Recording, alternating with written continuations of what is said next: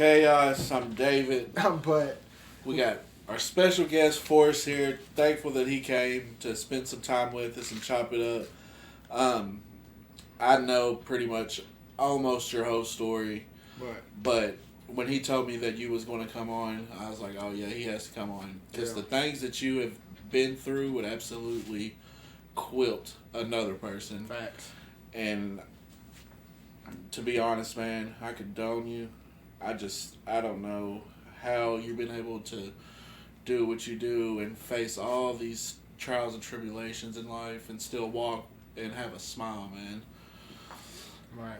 The only way I was able to do it was God, man, and the fellowship of sobriety, you know what I mean? Yeah. Other people that's in sobriety. Facts. The strength that I have is from the AA rooms and God, man. Right. Yeah. We'd when I first ran into you, once we both got sober, was Deaton. Do you remember your first night at Deaton? Very first night. I don't know. Maybe. There was a client there. We can cut this, but or not. Oh yes, I do. God dang! I know. Dude, listen. We ain't gonna say. I'm just gonna skip it. Not even 12 hours in. Not even in fucking sober living. 12 hours. We get, you go through your classes, then you go home nighttime. We went to the AA room. Yeah. Before we went, there's another client that just. He was using inside. He was using. He was getting high. He was getting high. Well, nobody knew though. Yeah, he thought we had his girl. Yeah. Running train on her. Running the train. I swear to God. So we go to the AA room. We go to the AA meeting. We leave the AA meeting. We get back home, and when we get home, our door's standing wide open. We're like, what the hell? You know. We didn't leave that door open. We closed that motherfucker. Yeah. Right. We go in there, and all the vents and the Yeah, it was ripped out. That's how you knew. He was like, yep. That's almost worse than seeing them used. Bro. So I go outside to smoke, and I'm standing there smoking, man, and dude comes out of the apartment next door. Yeah. And he swings on me. Man. Just swings on me. I had my back to him. He swings on me. We're talking about punches 12 me. hours into sober living. Yeah. You're Sucker punches me. So I'm like, whoa, what the hell? You know what I mean? Yeah. And all I hear is I'm in my room. I'm probably, I can talk about it. So when I go in the house and everybody's like, oh, calm down. I was like, man, fuck that. I should beat this dude up. Dude grabs the barbell. He grabbed the whole barbell. Yeah. But let me tell you what I hear, because I'm probably in my room on the phone. I'm not supposed to be on it. And all I hear is, it sounds like somebody's falling down the steps. It's him coming up the steps. I'm here. I'm like, what is that? I go out and see, it's him. But to see, if you go back and we look at that, and then now to see where you're at today, it's crazy. I don't want to say you've never, I don't know, deterred or whatever the saying is, but to hear, you just told me the last day that we just met, forgot when it was, but you just lost your son. Right. During sobriety. Your oldest? And my father. Is your oldest, right? Mm-hmm. You lost a brother at a young age, too. Right. I lost. Right. I lost him. In 2002, my little brother, I got a phone call on my birthday saying my little brother was dead, man. He drowned. He got drowned over a girl. So then, but I've lost all my grandparents. They've all died of old age. But I lost 2 baby mamas. And then I lost, what got me in sobriety is when my mom passed away. Right. Because see, like, my mom was an enabler to me. And how she enabled me is, once I went out to the madness and started getting high and drinking and all that, man, my mom, and I went to prison for selling dope. Right. And when I went to prison, my mom she come visit me. She's like, what can I do to help you? I was like, I need you to take care of the kids. I need you to take custody of the kids. Yeah. Because I'm going to be in here for a while. So I went to prison. She took custody of the kids. When I got out, she's like, what can I do? I said, look, when I get out, don't fucking you know, don't give me the kids back. You know what I mean? Right. You got to take care of the kids. Let me get on my feet, because if you throw the kids right back on me as soon as I get out, like any other time, then I'm not going to have a job, and I'm not going to be able to take care of them. That's maturing right there. Yeah. That's So maturing. give me enough time to get a job, work a little bit, and give me a place and where I can be able to take care of the kids. So she did. Well, then I was paying child support. You know what I mean? Yeah. Child support I make $600 a week. I was only getting to keep $100 a week out of a paycheck. That's how much they was taking in child support. Right. So, and I asked my mom, you know what I'm saying, like, look, can you? She's like, no, no. I was paying $500 a week in child support. My baby mom was only paying $112.50. Right. You know what I mean? So I ended up going back out. I didn't know what else to do, so I started selling dope again and all this and all that. But my mom was my enabler, because no matter what, I knew my kids were safe. I knew they had a place to stay, you know what I mean? Yeah. And they was taken care of. And then when my mom passed away, I knew I had to change. Yeah, right. I had to change for my kids, you know what I mean? Because my kids don't have a mother. Right. They don't have any great-grandparents. They don't have a grandmother now. Right. So with that, that's when I called Deaton and Deaton. Yeah. Shout out Austin, man. Austin Hemsey. I called Austin. shout- Well, actually, this is how it happened. When my mom died, Austin Hemsey called me while I was at the funeral Come home and on. said, hey, man, Come on. I just want to check on you. I know you're going through things. Right. He said, why don't you let me help you? I said, let me take care of this funeral, and I'll be giving you a call. Shout out to Austin, man. He helped me Yeah. too. He helped me multiple So- times. After the funeral, I called Austin. I set up a day to go. Yeah. And then I called a friend of mine. She's like, oh, I'm going too, but I'm not going until next week. So I changed my day Look from at going in Come to on. that day, so we go in the same day, me and a friend. And then the day before we were supposed to go, she got locked up. Mm. And then, so I was like, hey, look, man, I ain't going to be able to come today. I got to take care of some things, but I'm going to come tomorrow. Right.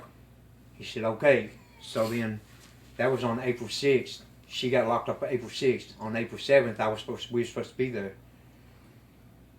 April 7th, I told him, hey, I'm coming in April 8th. Kept on pushing the Yeah. back. But, you know, the SWAT team kicked in a door for Yeah. There's like, no, contempt you're of court coming charge on today. Yeah. They said you're going today. Yeah. So Yeah. SWAT team come in deep because somebody called in and said, hey, Forrest is over Yeah. here. So Of course. they block off the whole Leewood area, Right. and just to give me for contempt because I missed court. Yeah. And they come in 20 deep with assault rifles and everything on me.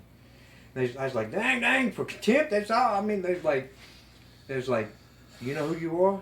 I said, yeah, I know who I am. Do you? They said, yeah, you like to get That's why we got combative these with the assault police." rifles. They say, you like to tote pistols and get combative with the police. I said, what? No, I sell pistols because I know how I get with them. Right. So I ended up getting locked up April 7th, and I sat in there for 15 days.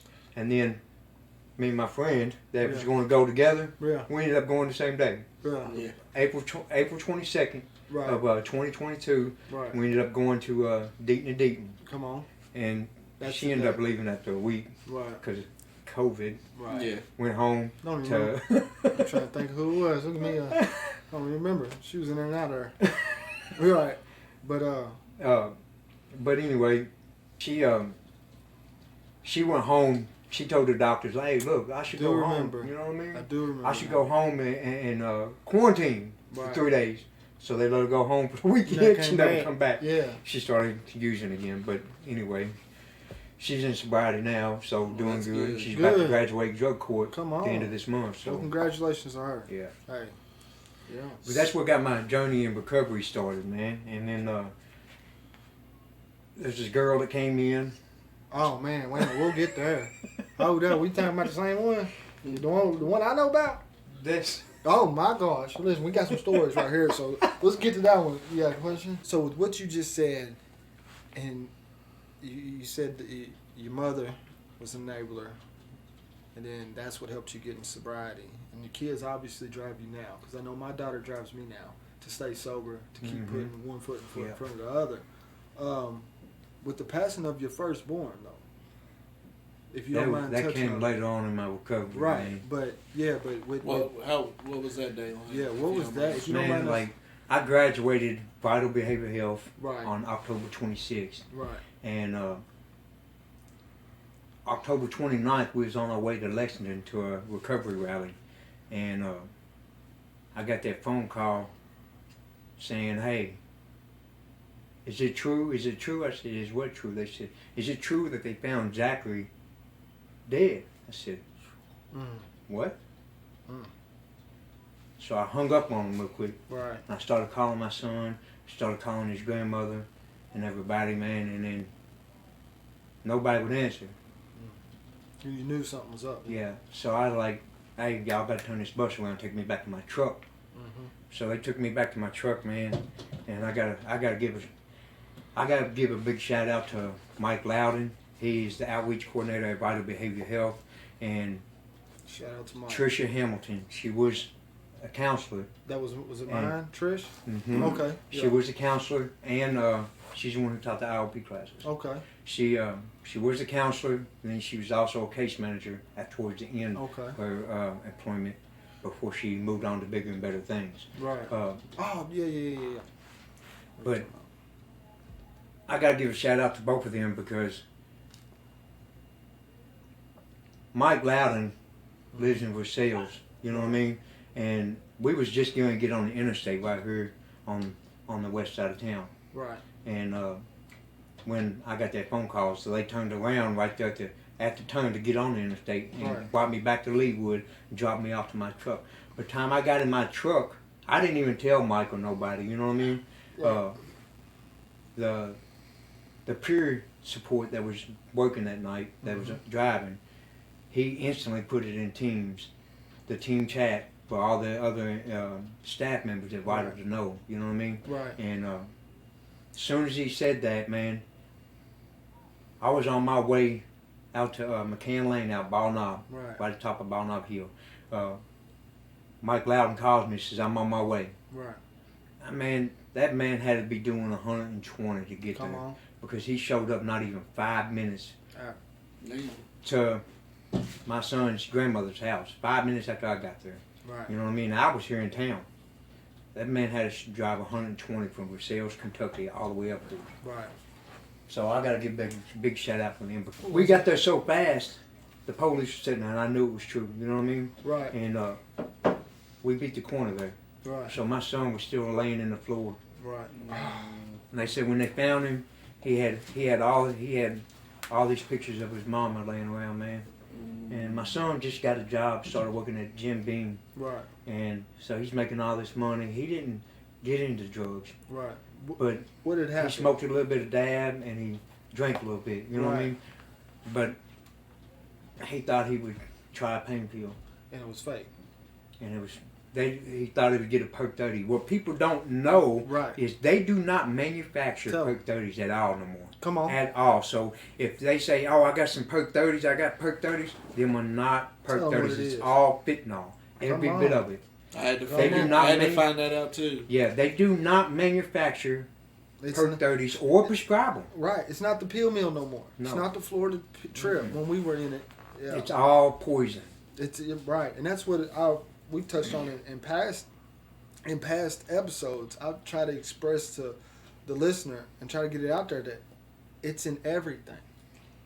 It's literally in everything. Yeah. And it's gonna get you. It's not when. I mean, That's it's why not people, how, it's when. Yeah, that's why people detox off like meth. You don't detox off meth. No. You might sleep a little bit, but you don't detox. Yeah. But people's detoxing and dying, overdosing on methamphetamines because they're putting fentanyl in it. Yeah. I got a friend, and she won't care if I use her name. You ain't got. We don't gonna drop the name, but we can give. But I got a friend, and she smoked pot. Right. And she went to a dealer. She got some pot, and they was pre-rolled. She went home. She was smoking it, and she overdosed on it because they laced it with fentanyl. The only thing that saved her was her 8-year-old daughter walked in the bathroom, her in the floor, and had to call 911. That's what saved her life. Right. You know what I mean? That's how crazy it's getting now, bro. It's not the same back when I was doing coke or drinking and hitting a party and hitting the line. You got to worry about what's in. That's what because I have panic attacks and anxiety now. It ain't as bad as it used to be, but it stems from I got a blunt from somebody and forgot when I was smoking weed. This is probably 5, 6, 7, 8 years ago. I was one of them stoners. I'd roll out of a bed in the middle of the night, hit a bow, and go back to sleep. But I had a blunt that somebody gave me behind my TV, and I forgot it was even there. And I was going to go to the store to get a Rello. And I was like, oh, shit, I got a blunt right here. What? Hit that motherfucker about 4 or 5 times. And my mom and my brother's in the kitchen. And I'm sitting there watching Sports Center. And I feel like inside my stomach, like, you know, when you have that hungry feeling. But it was like, I felt like literally everything in my body was shutting down. And I was like, what the fuck is this? So I was just going to ride it out. And my mom looks at me and she's like, honey, are you okay? And that right there, I was like, yeah, I'm fine. Why? She's like, because you're pale white and your lips are turning blue. If that's happening, you're not getting no oxygen to your brain. And, you know, moms know best. So I was like, nope, I'm not all right. Call the fucking ambulance. I've never done fentanyl. Right. But I was in the madness. I hustled. You know Right. So, having sold it before and in my past, yes. There isn't. Well, I wanted to touch on the withdrawal aspect of it. I don't know nothing about the withdrawal, but I've heard it's I've done heroin, nuts. but before in my past. But it's the boxing helping the fentanyl the withdrawals? though. Yeah. That's wild. That you can't even say yeah. Now I got a friend that just recently relapsed, but she's sobering up and going through withdrawals right now, and she got Suboxone to help her with the withdrawals, and as soon as she took the Suboxone, it threw her in instant withdrawal. That's wild. Yeah. So, and she had to deal with that. That's a scary for 3 or 4 game, days, bro. Man. This is scary that the maintenance can't even help you. They got it instead of pill form, it's a strip now, but they still got pill form, but they got the strips now. They got Subutex for pregnant people. Right. They got their shots now, which is. That's what I try to push. I try to get people to take shots, right? Because that's what got me. I've been on maintenance for. I mean, hell, even during when I first lost my hand, I became addicted to pain pills. I done Suboxone back then, so maintenance has always been in my area. But this last rep going through Deaton and Vital, they introduced me to the shot, and I've talked to him about it. I got 3 shots, and each time I was late to my next shot. The doctor wanted you to be on 6 months worth of shots. Man, I was so late to each shot that on my 3rd one, I was like, oh, I'm done. I was like, I didn't even want it. I got a coworker. He does maintenance. He takes Suboxone, and for a 2-week supply, he pays $115, $120 for a 2-week supply. You heard about the lawsuit against Suboxone too, right? Yeah. Hey, they're about to get pilled. Yeah. Good. Yeah, they're about to get pilled. But like I've said, I'm not against maintenance. But like Forrest has even touched on, I've even had this conversation with you. I asked him, do y'all push the shot towards him? Because my best friend, some of us do, and not some of us don't. Yeah. We just let them do what they right, want. right. You know what I mean? That is a huge thing. Yeah. You ain't lying. Don't try. We try to we offer it to them, but like, look here, man. Why don't you think about trying to take the shot? Right. You only have to do it once a month, and you don't have to, you know what I'm saying, take Suboxone every day. Right. I was and late. worry about the detox. Right. And you don't withdraw. Either they take it or they don't. You don't detox off of it. Like, that was I don't think I'd be where I'm at today with 2 years if I didn't go the shot route. Because I would still get maintenance. Suboxone was a bad motherfucker, dude. Yeah. That shit gets in your bones, son. When I tell you that withdrawal, I came off of it in jail. But yeah, man, go that and the Vivitrol. Y'all do that and the Vivitrol. My withdrawals, well, the last time, I guess I wouldn't know because I was slumped for about a week and a half. But when I was drinking, I would drink 2 and 3 days in a row. So I would start, and I was like, in my mind, I was like, I'm not an alcoholic. I'm a weekend warrior. Right. But then the more I started thinking about it, I would start Friday, and I would go until Sunday morning with no sleep, just alcohol. And then when I would wake up, I would be shaking, felt like my heart's beating out my chest, felt like I was going to die. Like there was so many times where I was like, I'm about to Keith Wheelie myself. Right. Like I done drank myself to death, and I'm not gonna wake up from this sleep. Yeah. And I couldn't eat. I mean, shaking. It was scary, and I'm glad that I don't gotta go through that no more now. I will touch on this. New Year's Eve is the closest I've came. This fast. Yeah, to relapsing, but thankful for my girlfriend and thankful for my son's mother and my brothers. Come on. They was like, nah, because first I was like, I'll just drink some wine. And then I was like, nah, I'll just drink some beer. Then I was like, fifth won't hurt. Listen, I ain't going. But like I told them, I was like, if I can make it through tonight Come on. New Year's Eve, I said, I think this is my absolute final hurdle. And I made it past them and ain't thought about it since then.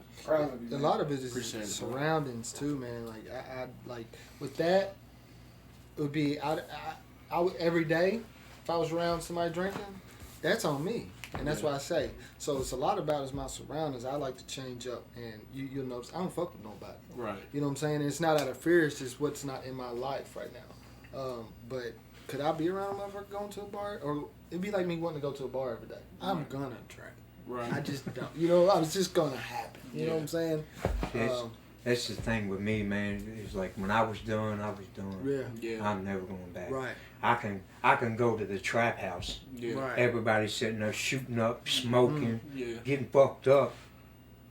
And Yeah, get your shit together. And I pull a AA book out and like, hey, what's up? like here. Hey, Let me show you, help y'all out, man. Come on. And Right. I would go to the trap house and try to drag them out. Now, I don't advise anybody to do that. Right. Because everybody's recovery is different. Yeah. You know what I mean? It's a fact. They're like, let me put this AA in my back pocket. Give me that.